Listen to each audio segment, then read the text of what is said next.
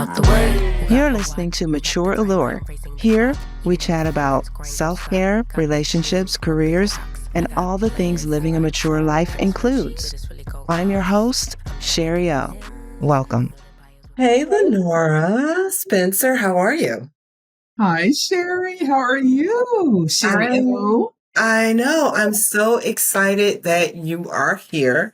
Lenora, I just want to say welcome to Mature Allure. Thank you. Thank you. Thank you for having me. I have known you for, a long, long time. And that's why we're doing this. This is called the 45 plus check-in, where I check in with my friends who I have known for a while, just to kind of see, what are you into? What are you doing? And I was listening to a podcast that you sent me not too long ago. What is it? Breakthrough with Brig? Yes. Where you talked about your tennis experience with her. And not only that, I also want to say congratulations, because I saw on social that you won, and I want to get this right, 40 and over women's doubles championship at the USTA Foundation's Level 4 Open. That's a lot to say, but the fact that you won that. Listen, no one was more surprised than me. It's my first title. And, as tennis players, you just want to win matches. And then if you put yourself out there to play in a tournament and to actually win it, I just think I'm dumbfounded by the whole thing myself. But the fact that you are playing enough to even participate to win anything, because I remember when you were talking about tennis, we were in college and you were like, oh yeah, I want to play tennis. And you had a racket. I know you had rackets, and occasionally you would be out there hitting them. Yeah, but to go from that, and now at our age, to over these years, I'm not going to say how many, maybe I'll just say decades, because that's for real. Yeah. So this has been a process, and that's why I wanted to invite you here, because I didn't understand how much of a process it has been. I just thought, to me now, I see it and it seems more than a hobby, but we'll talk about that. Mm-hmm. So let's just kind of get into tennis and you, like what tennis has meant to you. Yeah. So, you're right. I think when we were living together as roommates, I may have had a racket I probably got it at Walmart. But I really didn't get serious about tennis until I moved back to Florida for a period of time. And when I got there, because you can play tennis basically year round outdoors, I found a coach, and Coach Pedro, and I just started, training with him with a group of ladies. And then when I moved back to the DC area, because I keep coming back. Of course. I joined a club. At that point, it was called the Tennis Center of College Park. It's now JTCC Junior Tennis Champions Center. And that's where Francis Tiafoe actually got his start. Oh. And so at that point, I started doing group classes and, some individual training with coaches. And I think the fact that I was able to go there and create a kind of a social network has definitely kept me in the tennis. And I think I just found my thing. I think there are a lot of things that I like to do in my life, but I especially enjoy tennis. And it has been a teacher. I've learned a lot about myself in the face of competition. I've learned about a lot of other people in the face of competition and what happens. And it's like a love-hate relationship, but I love it more than I hate it. But yeah, I've learned a lot about who I am. I was going to say, you definitely love it more than you hate it, because a lot of times we start stuff, and I remember back in the day, oh, Venus and Serena, and and we had tennis courts at the apartments that we lived in. Were Yep. you out there on them? Occasionally, but you talked about the tennis courts more than you were actually on the tennis courts. And so it was just always a passing conversation. And I don't think I really, I realized how serious you were about it. Like you were always going to opens and all this other stuff. Mhm. But I think I realized how serious you were about it maybe a year or so ago because you were participating in these tournaments. Yeah. And that said to me, okay, this is beyond her just going out on a court swinging a racket. But I still, not until I did listen to that interview, and like I said, I saw the award, I was like, wow, Lenora is really into this. So, like, what do you think has kept you going? Like you said, you have a love-hate relationship. You love it more, obviously, but what has kept you really in the game? Yeah, yeah. I was just joking about the love-hate relationship. Obviously, you don't like to, if you're in a competitive sport, you really don't like to lose, but you also look for the lessons and the losses, right?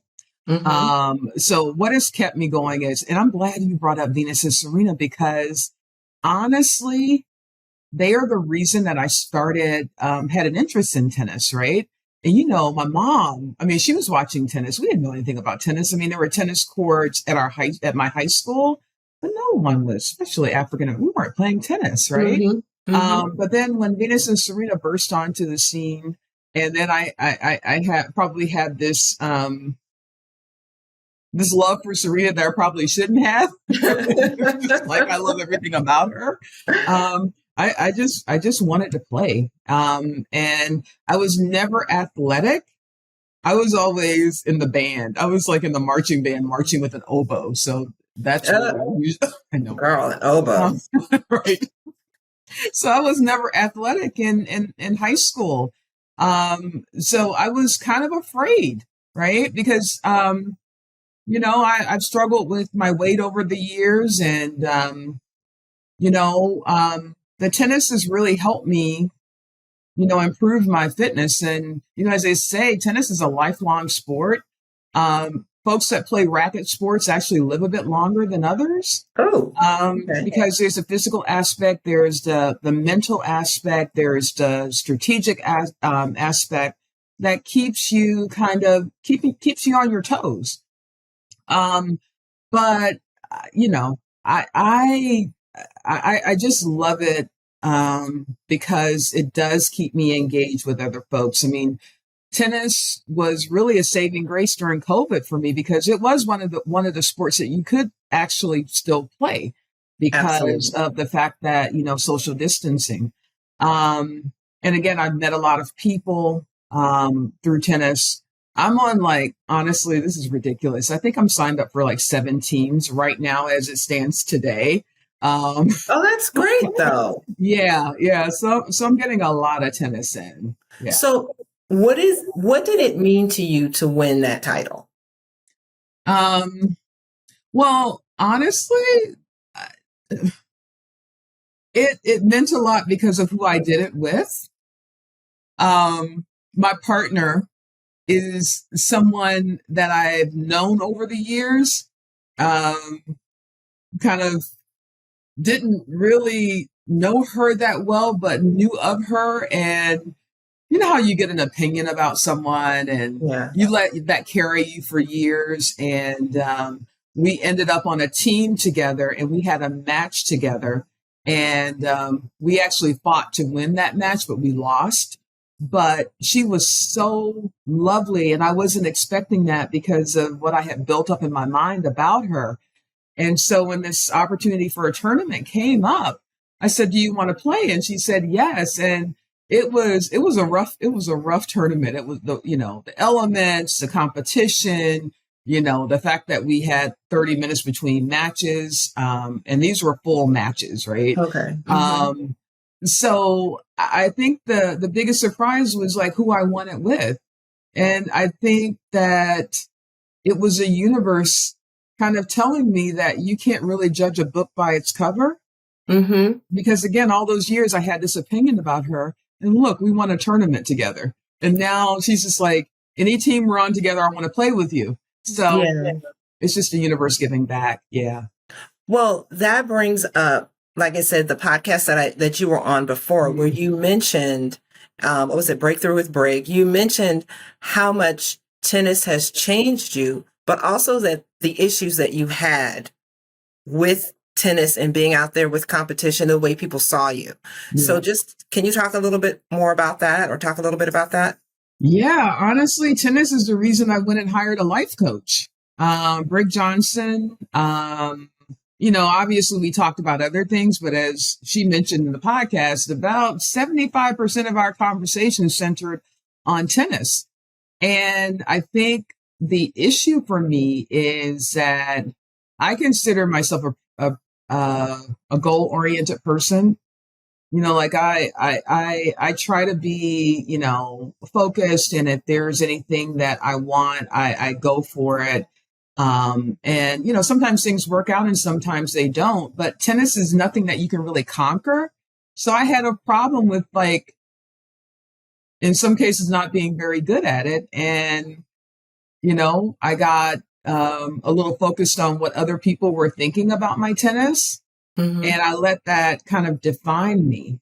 And one of the things that Brig talks about is that, especially as Black women, sometimes we tend to judge ourselves and our value on what we do versus who we are. And so in those times when I was not performing very well on the court, I let it get to me. And it became more important on what others were saying about my tennis and my results, and what I was saying to myself and about myself, and understanding that regardless of whether or not I'm winning or losing, I'm still valuable and valued, and I have people around me that love me, and that I'm good. But that is that performance based kind of thinking that can get you in trouble. And and Brig really helped me work through that. And it extended to other parts of my life as well. Right. Yeah. Well, just hearing you saying that tennis is something you can't conquer. Like, what do you mean by that? Because just you, okay, again, knowing you as long as I've known you, and knowing from when you were first talking about tennis to even before now, to me, you conquered it just getting on that court. I mean, you know what I mean? Because sometimes we talk about things and talk about doing things, and then we start them and we quit. And you never did that. Yeah, there might have been lapses. Yeah. So when you say something that you can't conquer, what do you mean by that?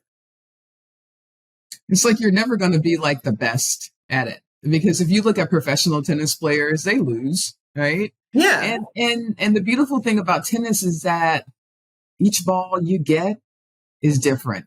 Each ball you send is different, right? Mm-hmm. So the strategic part of it's forever changing. And then tennis in general just is an evolving sport. Like if you look at tennis back in the 1970s and I look at footage, I'm like, I probably could have beaten a professional the way they were playing, right? I think that's a lot of sports, though. You look at them, you're like, wow, they're moving really slow. Other than boxing, because I think boxing, they were really whooping some ass back then. That's right. But yeah, go ahead. Sorry. Yeah, no worries. So the technology in terms of the rackets and the strings and just how people train. I mean, even the way that you do a forehand now is completely different than it was like back in the day. So it is all about just continuing to evolve, like to learn. I really enjoy like doing tennis vacations where I can vacation and play tennis and get coaching. I take drills, every week.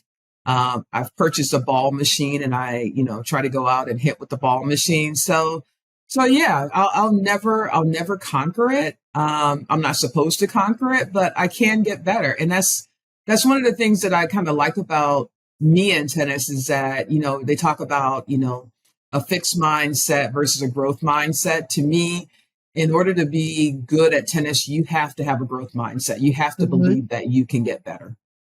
I was going to ask you about your training because of the way that you've been playing so much. Like, what does training involve, and like how much you do a week, or and it sounds like if you're on seven, you're trying to play seven tournaments, you're constantly with a racket in your hand. But like, really, let's just talk a little bit quickly about your training.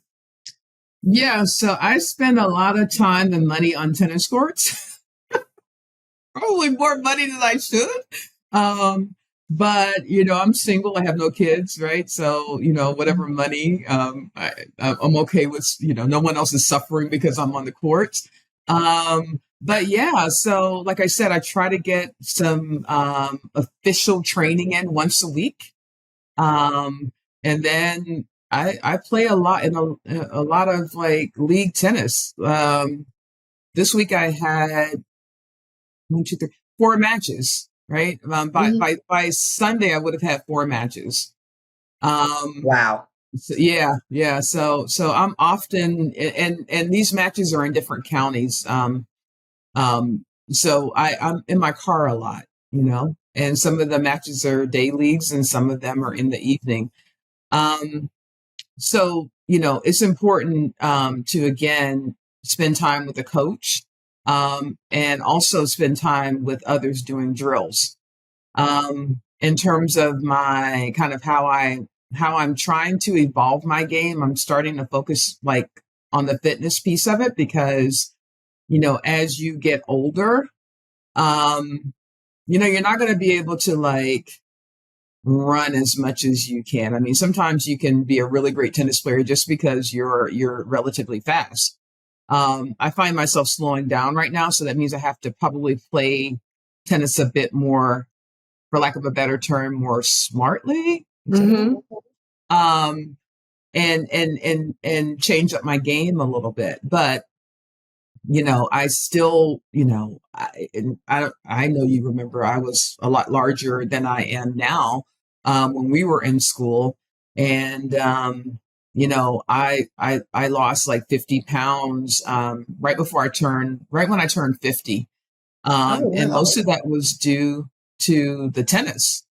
Because I was playing so much and I made a concerted effort. I wanted to lose like 50 pounds by the time I turned 50, my 50 by 50 goal. Mm-hmm. And then I will say that I've unfortunately regained, but I have not regained all of it. And I think it's because of the tennis, because Yeah. that's really the major activity that I'm doing. So I was going to ask, do you consider tennis a hobby, or how do you see its presence in your life? Are, You talked about are the the money you choice spend and the and the time. are the choices a hobby or an obsession? Yes, basically somewhere in the middle, maybe. Honestly, when I think of a hobby, I think of like crocheting. I don't know. Or I something you just as a pastime, like, oh, I'm just going to do this today. know it's something that I have to do. Mm, Yeah, I don't know. It's like I can't imagine my life without tennis right now. wow. Yeah, I don't know. It's like does that mean I have nothing else going on in life? No, that's not true. But it's how I prefer to spend my time. That's good. I think Yeah. that's really good. Um, so how has tennis changed you beyond playing the game? And you mentioned physically, but and you touched on it a little bit mentally. But if you could sum up how tennis has changed you. I think tennis has revealed some really positive things in me, but it's also revealed some things that I probably need to work on, which Mhm. is, if I've had a devastating loss, sometimes I start to question, like, should I be playing, or question myself and my abilities? It goes back to the life coaching thing, right? I saw a need to do that. And just because I, did 6 months of brick doesn't mean that I'm like cured. It just means that I'm more aware of the things that may trigger some feelings, right? Um, Mhm. so it has revealed like some things that, I still continue to work on, right? Um, but it has also revealed to me that I have resilience.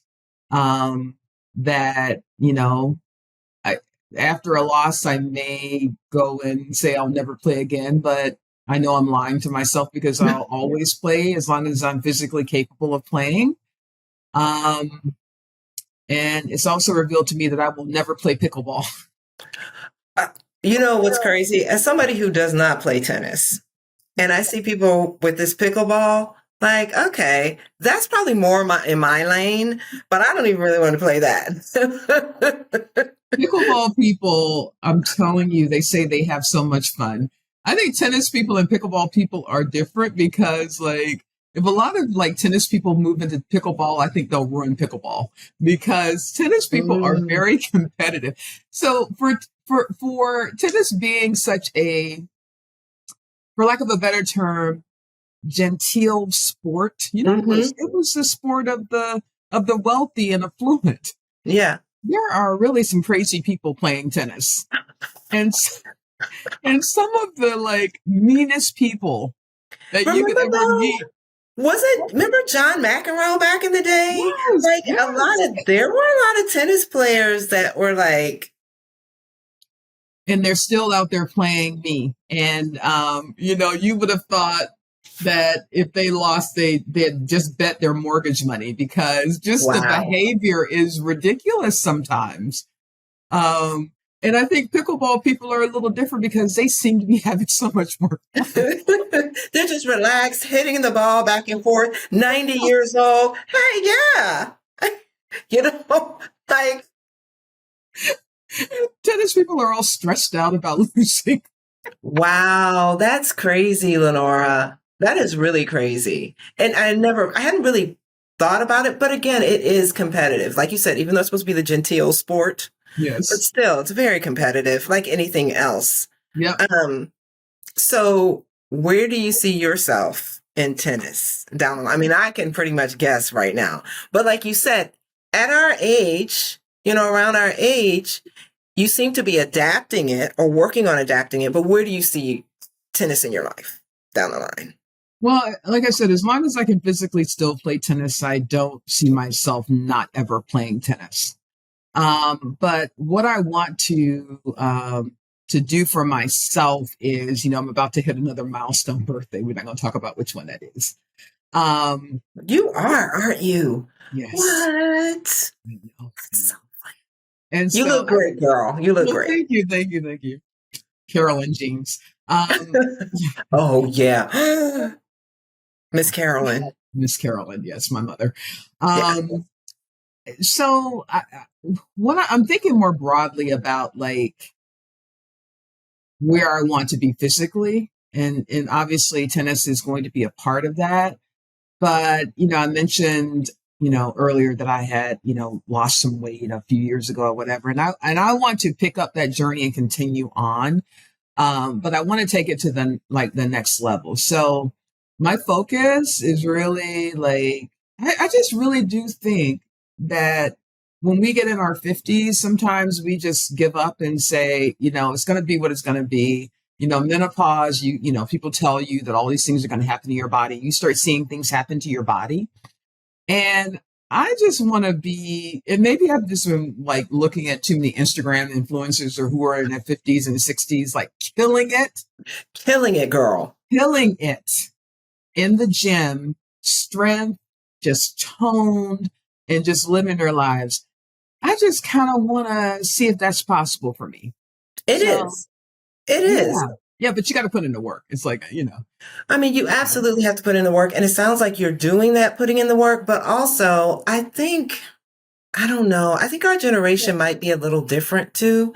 because I mean, we know how old we are, but like, what is that? You know what I Right. mean? Because we remember when people were our age and it just seemed like they were different and they were what you expected. And I Mhm. don't know, like, again, I know how old I am, but I really don't think I feel that way, whatever Mhm. that means. Yep. And I don't think I carry myself in that way, again, whatever that means. Yeah. You don't. You're honestly, you're still the same. girl that I really didn't like when I first met because you were loud. Exactly. And I like to go to sleep at 9. Yeah, I never understood that. We were in college, and I just was like, "What is wrong with this person? This sweet mate. This just makes no sense." So I have no respect for it. Obviously, yes. Like, baby, shut up. But yeah, I think you're right. I think, when we were young and we saw someone who was in their 50s or whatever, you're like, they're old. And I don't know, 50 just seems like an opportunity for a rebirth for Yeah, a lot of us. Yeah. because And majority of my friends do not represent that what we saw when we were younger. Like you're still the same. Like you talk about, but you're still the still mother. yeah, as I said, Miss Carolyn, you're still Mhm. the same. Everybody, I look at our friends, Diana, everyone is still the same and actually still doing the same Right. stuff. Yeah. Like, Yeah. Yeah. so So yeah, this is probably going to be a part of your life for a very long time. And the fact that you're actually active, yeah. Yeah. I got to get active because I'm not active in anything. Well, and it wasn't anything that I felt like compelled to do over the years. I don't know, but it just seems like, again, there's like a rebirth in me where I want to like physically be my best and see how strong I can get, how much better tennis I can play. So that's kind of that's what's got me excited. And that was going to be my last question to you. Like, how has this journey, and you touched on it with the weight loss, how has this journey affected your physical well-being Yeah, I and your mean, health overall? oh yeah, it again, I think I'll play and actually I've seen this. I play better tennis when I feel healthier, when I feel stronger. And one of the things that I did for myself is that I hired a trainer, Patrick at 5 Star Elite Fitness Oh in my Upper Marlboro, goodness. Maryland. And Shout out to. I know, right? And I don't like him most days, Hmm. but he pushes me past where I think or what I think I can do. And when I leave there, I just feel so strong. And I think that's part of the reason I'm just playing better tennis. Yeah. He took credit for my the tournament win, by the Well, way. Just why to let wouldn't he? Why wouldn't he? I would. Like, girl, you are doing this because of me. Yes, yes, yes. So I think he personally wants to see my glutes form. We'll talk about those. That's another show. Right. That's another show. The That's glutes. That's a whole nother show. yes. But girl, I really want to thank you for talking about this because who knew that tennis would have this much influence on your life, your well-being, your personality, Mhm. and just being more out there, outgoing. You were always pretty outgoing though. But yeah, you were always outgoing. We were always. But just who knew? Who knew? And I appreciate it. I appreciate it. And I think this speaks to everything that Mature Allure is about. Yes. You are not sitting somewhere, it's beyond beauty. It's beyond, alluring what people think of. It's Mhm. that allure within you. What is driving you? What's moving you? What's got you going at a mature age? And girl, you are totally representing it. Well, thank you, Sherry. And I And appreciate you being here. well, and let me just say that I am like, you're one of my like good friends. I mean, you're the circle is small and you're there. We've been through a lot together and I am just so proud of you and your partner for providing, mature allure and having interesting topics that speak to, women over 45.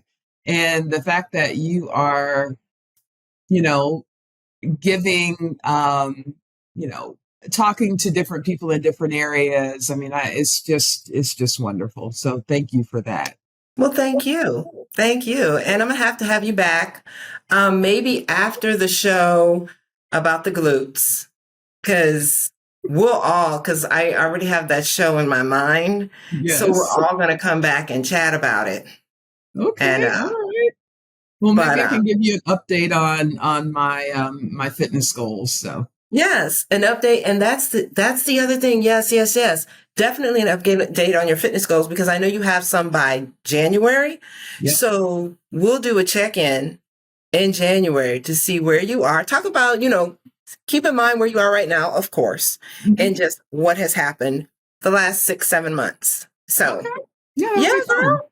Yeah, thank you. Thank you. All right, Lenora Spencer. Bye. I will love you. Love you too. Chat with you later. Bye. Bye-bye. Thanks for listening to this episode of Mature Allure. For more information about us, visit matureallure.net and get social with us on Instagram and YouTube at mature.allure, Facebook at @formatureallure, and Twitter at mature_allure. Till next time, we encourage you to stay positive, embrace who you are at every stage of your life, and always tap into your mature allure.